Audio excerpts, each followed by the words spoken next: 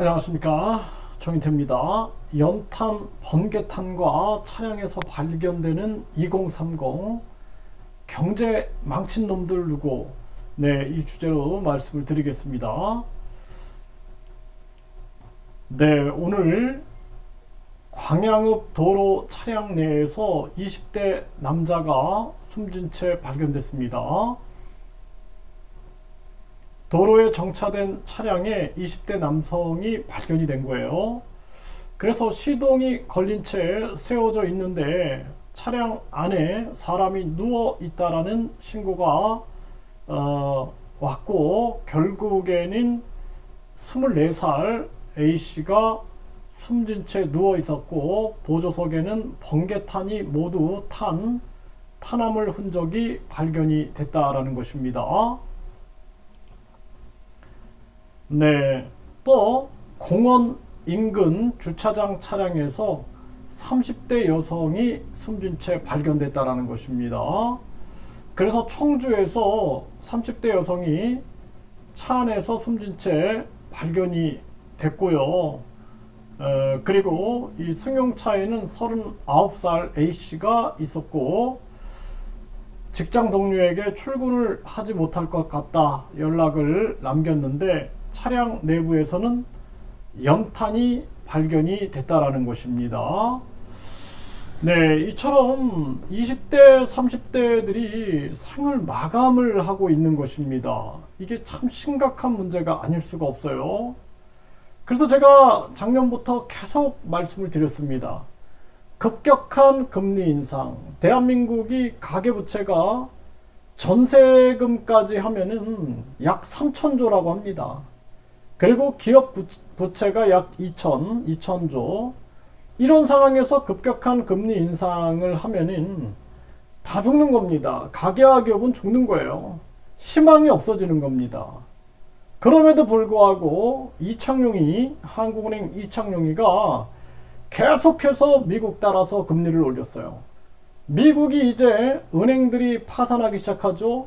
한국은요, 미국은 그나마 삼성, 현대, LG, SK, 바이오생명과학 해갖고 한국 기업들을 미국에다가 마구 공장들을 유치해가지고 아주 한국인들이 미국인들 위해서 아주 노력을 많이 했습니다.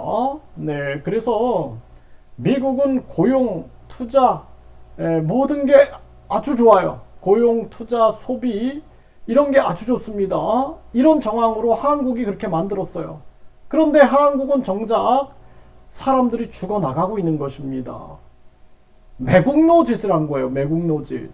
삼성이 11개 공장을 미국에 짓는다고 마구 사람들이 언론 방송에서 떠들어대고, 또 그것이 무슨 공적을 이룬 것처럼 가스라이팅을 하고 있는데, 한국의 해외 기업들을 유치하고, 그리고 우리 해외로 나간 기업들을 한국으로 유치했을 때 좋아해야 되는데, 삼성 11개 공장을 미국에 짓고 현대차 공장을 미국에 짓는 게 왜 그게 뉴스거리가 되겠어요?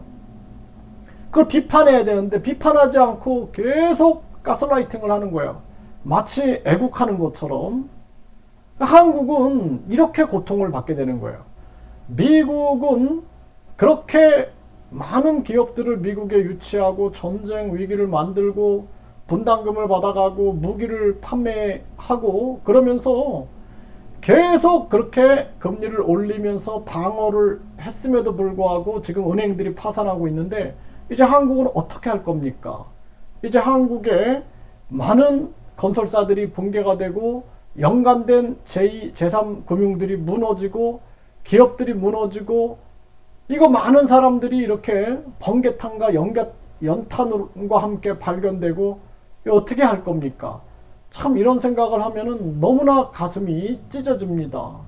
이 대한민국이 완전히 정상적인 사회가 아니다, 저는 그렇게 생각을 합니다. 이 모든 게 4대주의 외교를 하고 있는 윤정부, 그리고 사법 리스크 속에서도 계속해서 당대표 국회의원직에 집착하고 있는 이재명, 결국에는 이 정치꾼들 때문에 나라가 이렇게 고통스러워지고 있다. 너무나 가슴 아픈 현실이 아닐 수가 없습니다. 누구 하나 빨리 급격하게 긴급 조치로 금리를 내려야 된다, 이런 말을 못하고 있어요.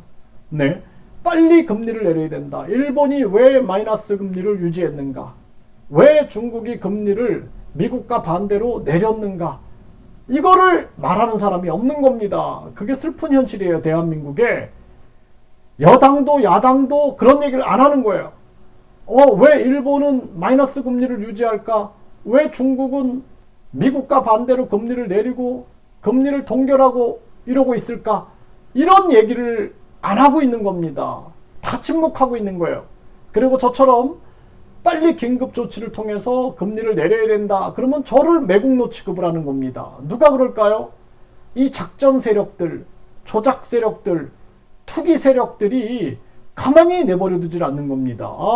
그래서 이 조작 세력, 그리고 투기 세력, 작전 세력들이 계속해서 은행은 이자 잔치를 만들고, 이자 잔치하게 만들고, 서민들은 계속 돈 갖다 바치는데도 계속 이자 금리 올려야 된다, 금리 올려야 된다, 계속 금리 올려라 이러고 있는 거예요. 그리고 저처럼 진실을 말하는 사람은 계속 제재를 가해가지고 이제는 너무 억압과 통제를 당할 수밖에 없는 그러한 현실이 아주 개탄스럽다라는 생각을 하게 됩니다.